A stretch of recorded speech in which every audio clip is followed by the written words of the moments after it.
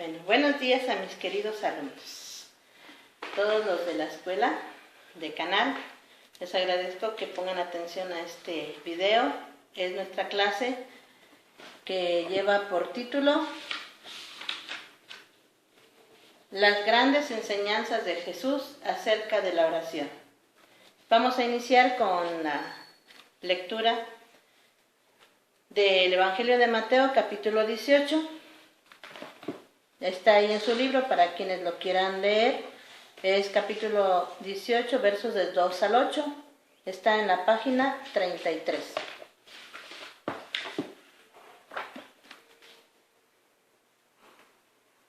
Jesús llamó a un niño, lo puso en medio de ellos y dijo: Les aseguro que si ustedes no cambian o no se hacen como niños, no entrarán en el reino de los cielos. Por lo tanto, el que se haga pequeño como este niño, será el más grande en el reino de los cielos. El que recibe a uno de estos pequeños en mi nombre, me recibe a mí mismo.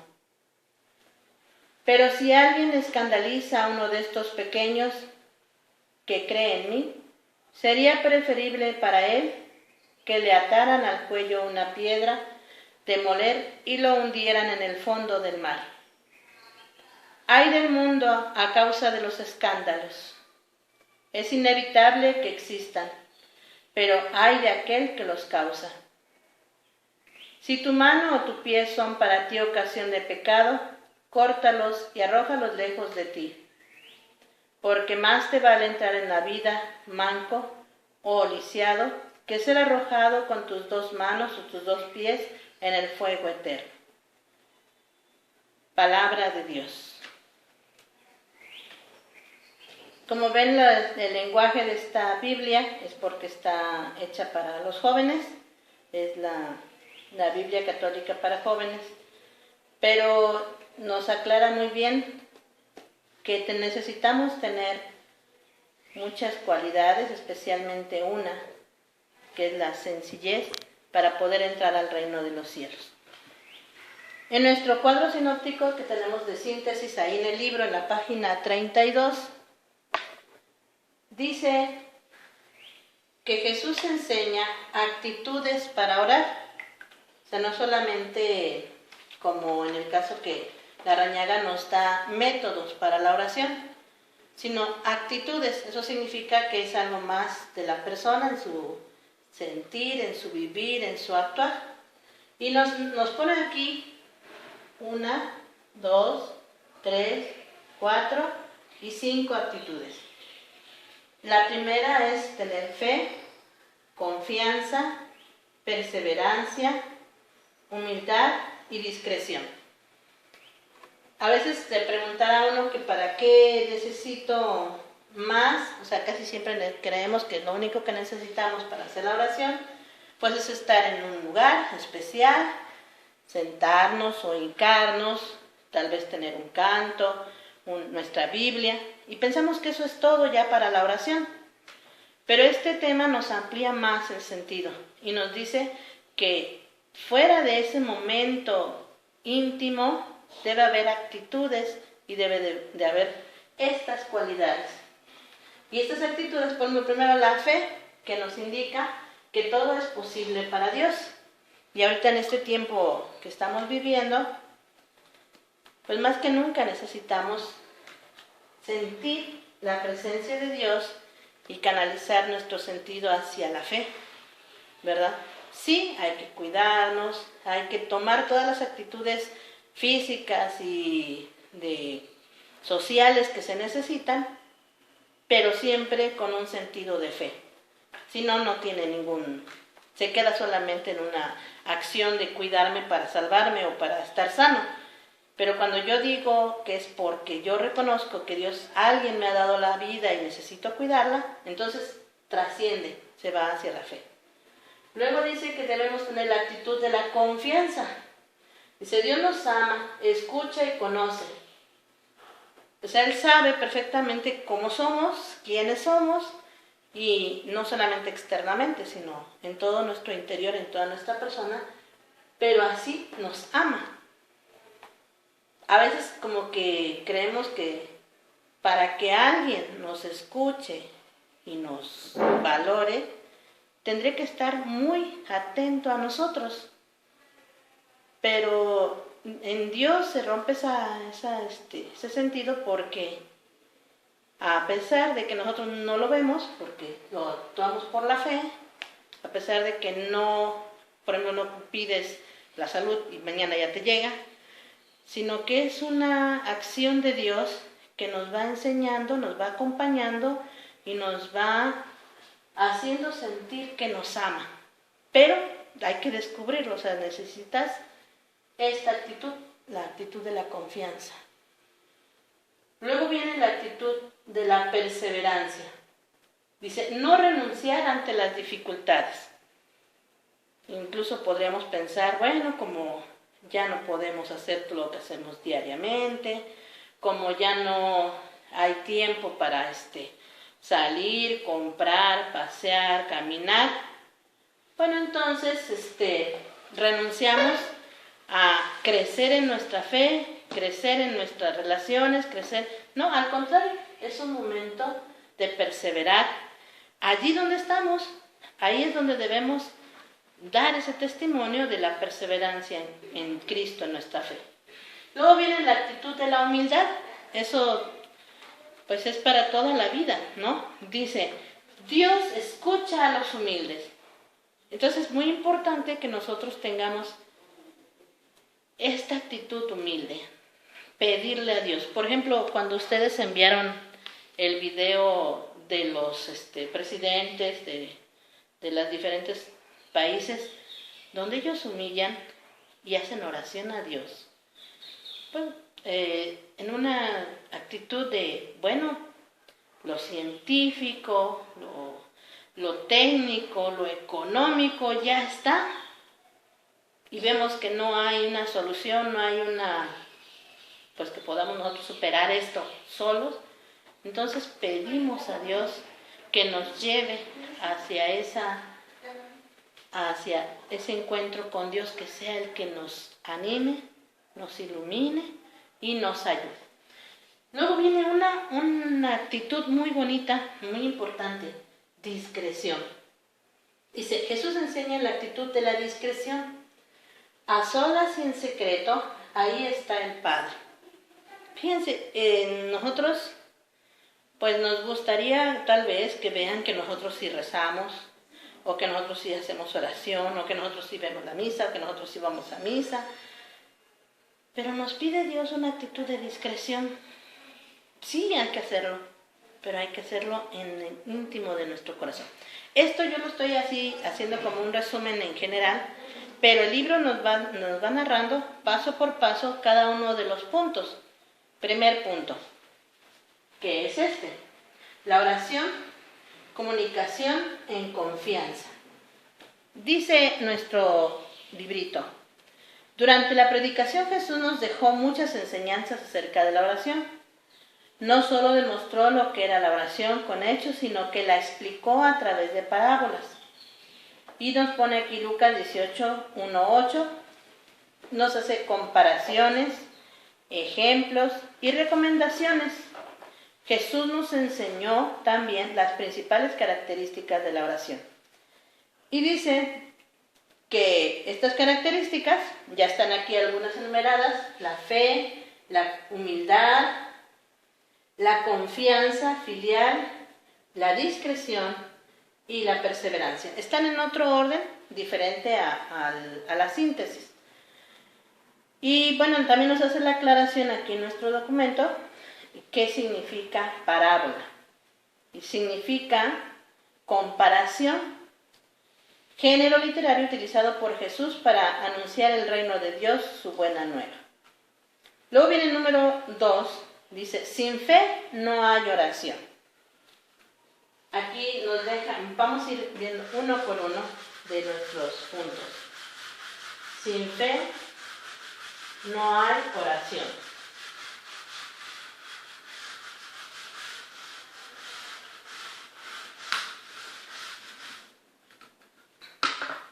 Dice, Jesús destaca la importancia de la fe mediante la parábola de la semilla de mostaza. ¿Se acuerdan? Hasta ya casi los oigo que cantan, si tuvieras fe como un granito, mostaza, algo así.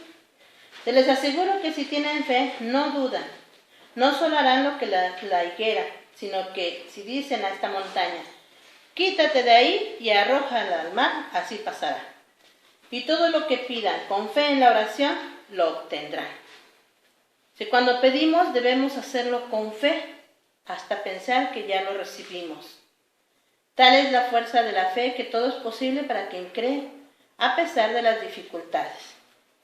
Fíjense, ahorita pues todos estamos en oración, ¿no? Para que la situación cambie, para que mejore, etcétera, para que el virus se deshaga y demás, ¿no? Y tal vez podríamos pensar, bueno, a lo mejor no tenemos la suficiente fe porque pues todavía no vemos claro. Pero no es eso, ¿no? Es que todo lleva un proceso.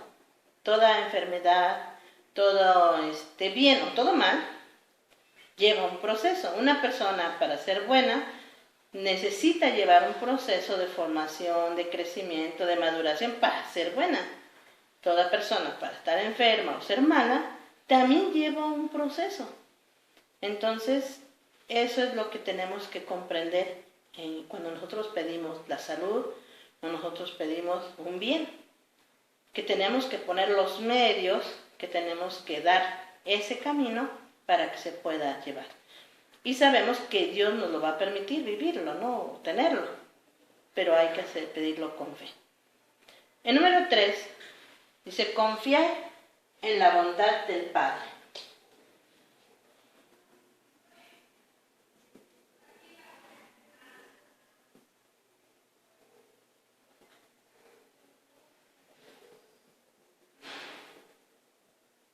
El número 3.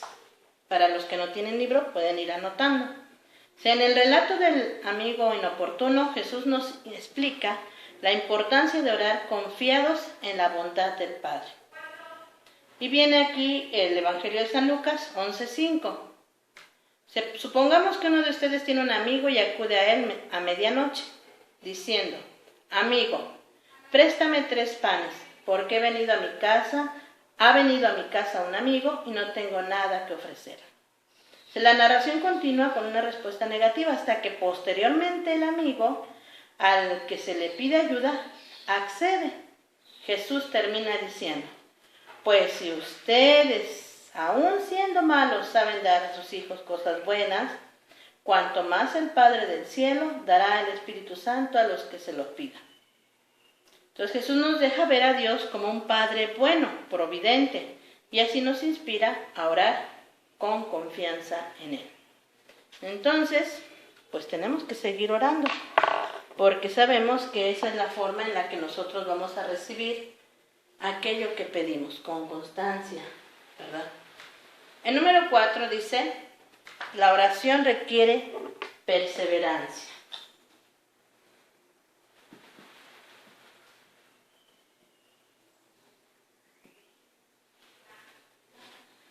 Si a través de la parábola del juez y la viuda, Jesús enseña la importancia de perseverar en la oración.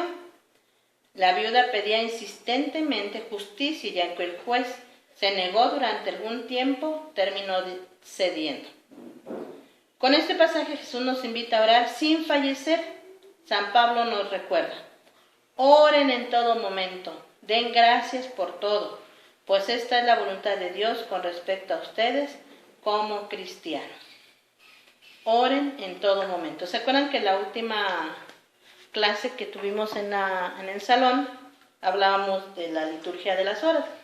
De ahí viene el fundamento para que nosotros oremos en toda la sucesión de las horas, como es en la mañana, a mediodía, en la tarde, en la noche, a medianoche o a media mañana, en la madrugada.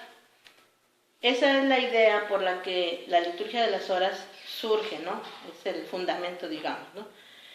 Y bueno, nosotros a veces no tenemos la oportunidad de orar todos con la liturgia, o simplemente por algunos trabajos. Incluso yo borré aquí una frase que dice nuestra síntesis, que la oración contemplativa y el trabajo son valiosos.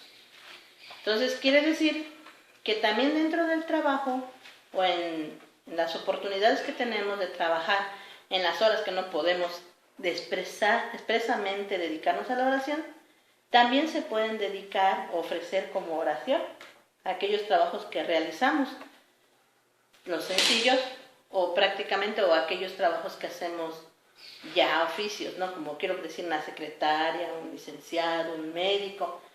Ofrecer ese oficio, ese trabajo como oración. Y eso también implica que mi trabajo pues sea cada día mejor, porque yo no voy a ofrecer una oración a medias o mal hecha, sino al contrario. Si yo sé que esa es una ofrenda para Dios, pues lo hago mejor, ¿no? Entonces, también esa parte es el momento en que podemos nosotros unirnos como oración. En el número 5 dice, Dios escucha a los humildes.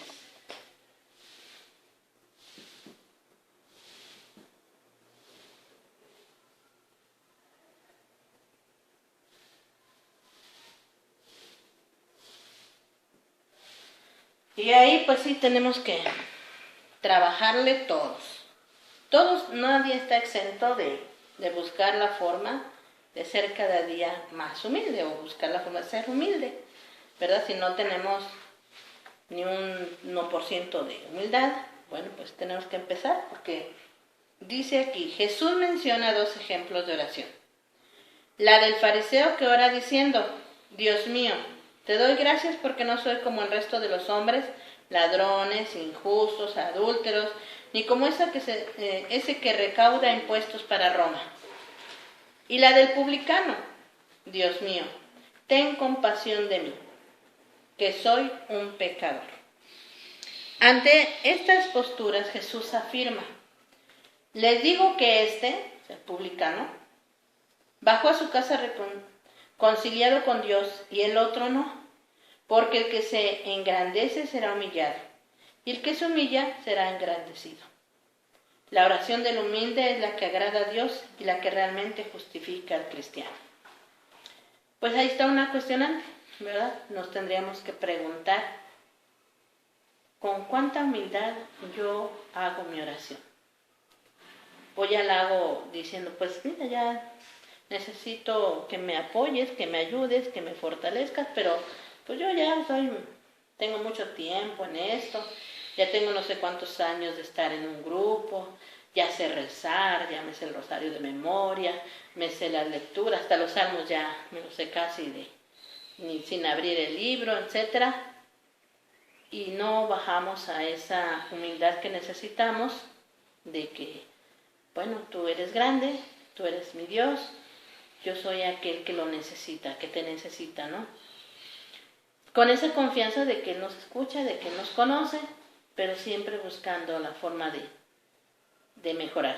Y esto, la humildad, pues no solamente ante Dios, sino también ante nuestros hermanos, ¿verdad? Porque a lo mejor alguien se acerca y te dice, oye, quiero enseñarte este salmo que escuché, y tú dices, ay, ese ya me lo sé, ya, ¿desde cuándo lo utilizo? No, pues tenemos que escuchar al hermano y aceptar aquello que nos quiera enseñar, que nos quiera mostrar, ¿no? Como experiencia personal.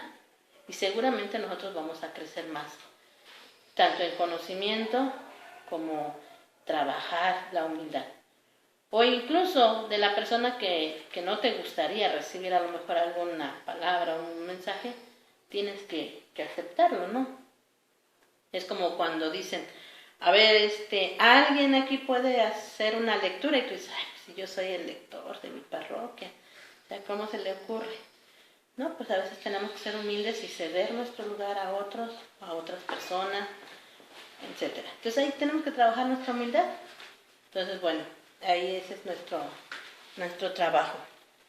En el número 6 dice, no oren para que los vea la gente.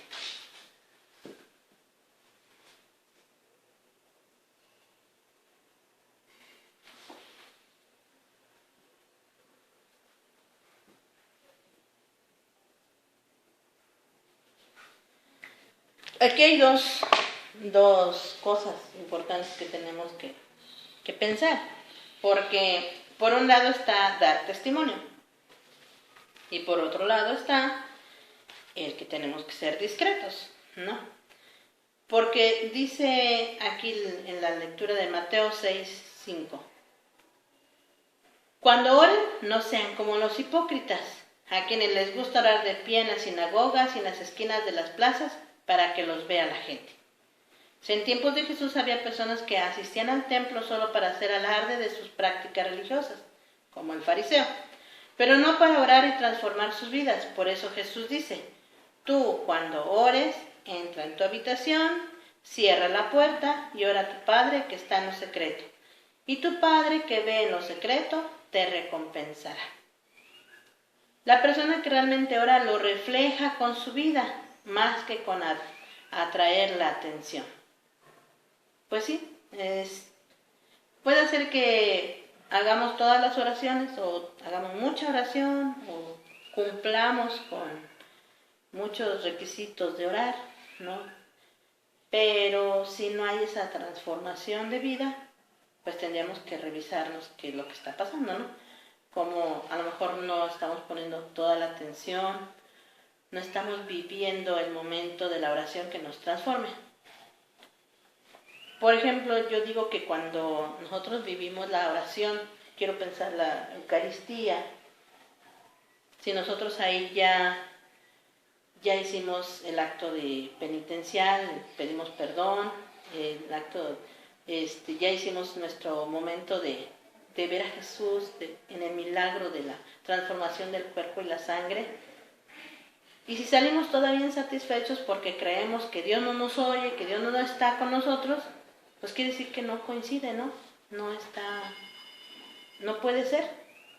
Si tú vives realmente la Eucaristía, si tú vives ese momento, te debe transformar y debemos comprender que ahí está presente Dios y que está el milagro dándose porque te ama y porque te escucha. No puede ser de otra manera. Luego, el número 7 dice, la confianza supera las palabras. La confianza supera las palabras.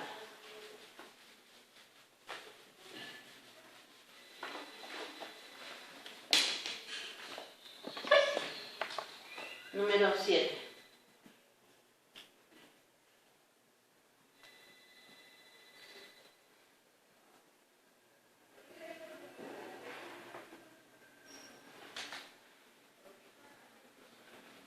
Dios conoce nuestras necesidades. No hace falta tantas palabras. Si ya sabe el Padre Celestial lo que necesitas. Mateo 6:32. Hace falta confiar en Dios, poner nuestra vida, nuestras necesidades y nuestro gozo en su presencia durante la oración. En Dios se encuentran todas las cosas y hemos de poner nuestro corazón en Él. Porque donde está tu tesoro, allí está también tu corazón. Yo también me estaba acordando que, nosotros somos muy dados, especialmente las mujeres, a que se nos tiene que decir, pues las cosas, los sentimientos, incluso de enojo, alegría, amor, o sea, esperamos esas expresiones, ¿no? Pero para Dios es otra dimensión, es otra situación, ¿no? O sea, no hace falta tantas palabras. Quiere decir que tú confías que Él te conoce, que Él sabe lo que necesitas. Pero claro, también a veces es necesario decirlo. Es como cuando tú vas al psicólogo, ¿no? El psicólogo a veces pues nada más te escucha. Y en realidad lo que necesitas es solamente hablar. Porque al hablar es el reflejo de la solución de lo que necesitas hacer. Es decir, si tú dices, es que me siento muy cansada de tanto trabajo, pues necesito descansar, ¿no? Es que veo que hay muchos conflictos en la familia, pues tenemos que revisar nuestras relaciones. O sea, en cuanto tú lo dices, puedes tener la solución. Pero en el caso de Dios, hay que decirlo, sí, ciertamente, porque tenemos que conocer qué pasos debemos dar, pero tenemos que confiar en Él. Entonces, si yo, por ejemplo, pido por los enfermos, es obvio que Dios entiende, comprende mi expresión por aquellos que más lo necesitan. Puede ser que yo esté pensando aquí en mi primo, en mi hermano, en mi sobrino, estoy pensando en una persona, pero Dios sabe quién realmente más necesita esa salud. Entonces, en esa confianza yo tengo que pedir por los enfermos, o por los difuntos, etc. O incluso pedir por aquel que más lo necesita, digamos, en bienes materiales, etc. Y automáticamente, como Dios es un Padre y es misericordioso, pues está volviendo a ti, porque si tú necesitas precisamente algo, te lo va a dar, o sea clara. Entonces dice, bueno, la confianza supera las palabras. 8, dice, Dios escucha nuestras peticiones.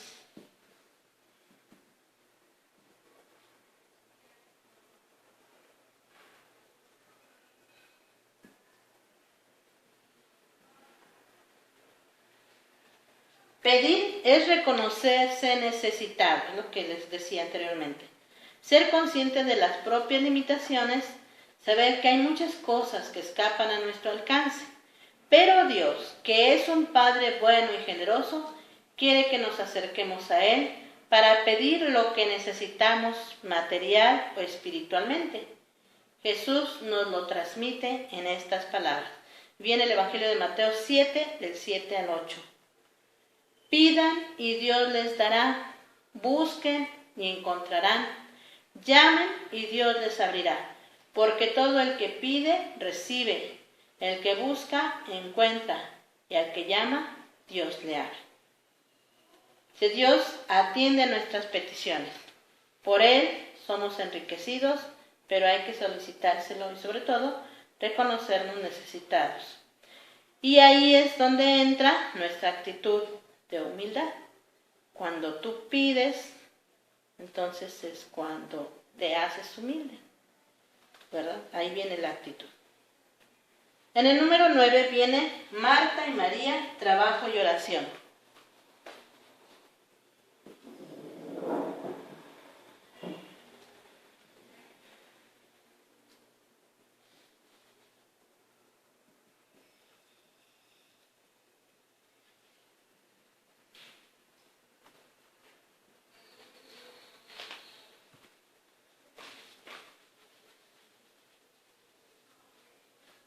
Nosotros en la vida consagrada siempre tenemos estas dos imágenes, la de Marta y María, para asignarles pues como que la vida apostólica, la de que sale, que va a las misiones, que hace esto que estoy haciendo ahorita, etc.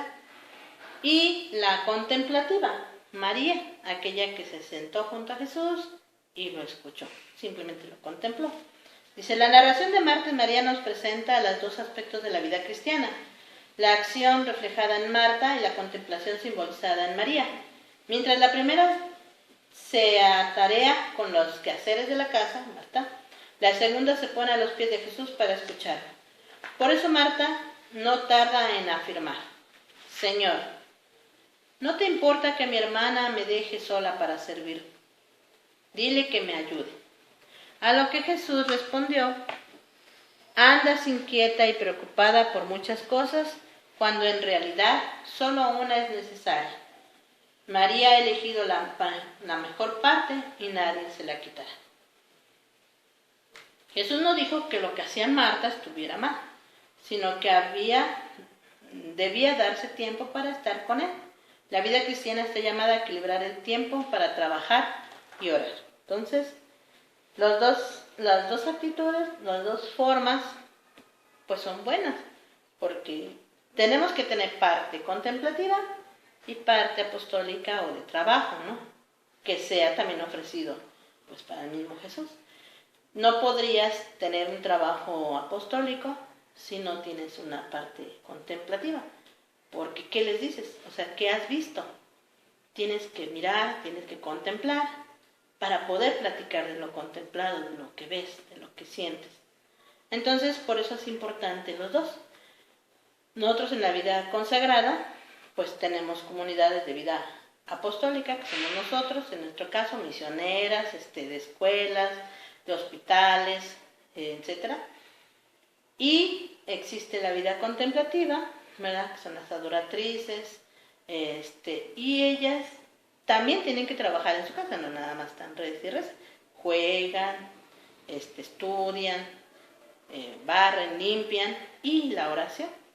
Pero tienen prioridad la oración sobre todo el trabajo. En el caso de nosotros no quiere decir que no sea así. Tiene prioridad la oración, pero tiene que reflejarse en un apostolado, en un encuentro con los hermanos y platicarles aquello que hemos contemplado. Entonces, bueno, en la iglesia incluso se ha manejado que la vida contemplativa son como los pulmones de la iglesia, ¿sí? La que le da aire, la que le da vida, la que le da respiración. Y la vida apostólica es aquella que le da el alimento, ¿no? La que fortalece y amplía más el evangelio para que lo conozcan más hermanos. Entonces, pues nos vamos combinando. Las dos formas, las dos vidas consagradas, pues son importantes dentro de la iglesia. Y en la vida cristiana, una persona tiene que tener estas dos expectativas, la contemplativa y la activa o la apostólica. 10. Velen y oren.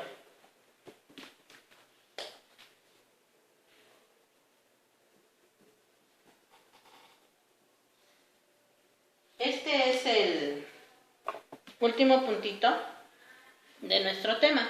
Si orar es una enseñanza de Jesús, pero también es un mandato que sigue vigente.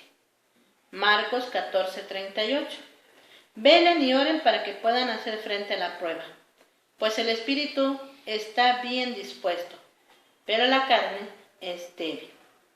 En esta realidad donde abunda la inseguridad, la corrupción, la violencia y ahora aumentamos ahí la enfermedad, nos iluminan las palabras de Jesús ante la queja de los discípulos acerca de su incapacidad para expulsar ciertos demonios. Esta clase de demonios no pueden ser expulsados sino con la oración. Todos contribuimos a la construcción de una sociedad mejor desde la labor que desempeñamos, pero hay que orar para ello, para aquellos aspectos en los que no podemos influir directamente. Bueno, pues aquí está, tenemos que estar despiertos, porque significa velen y oren. Despiertos y en oración, ¿verdad? Dispuestos a pedirle a Dios y a estar siempre al pendiente de las necesidades de nuestros hermanos. Y ahorita, pues en este tiempo más que nunca, ¿no? Pues cada uno de nosotros tenemos temores por nuestras familias, por las necesidades que se van a venir también, pensando en lo económico. Entonces es importantísima la oración. Entonces es nuestra arma, ¿no? La que nos debe fortalecer. También la oración, pues nos tiene que ayudar en este tiempo para ayudarnos en nuestras vidas, en nuestro interior, es decir, que nos dé esa confianza de que Dios nos va a ayudar, de que Dios está con nosotros y ese fortalecimiento que necesitamos, más ustedes que son mamás, que son abuelas, que son hermanas y que a veces su familia depende de ustedes, bueno, pues que tengan esa fortaleza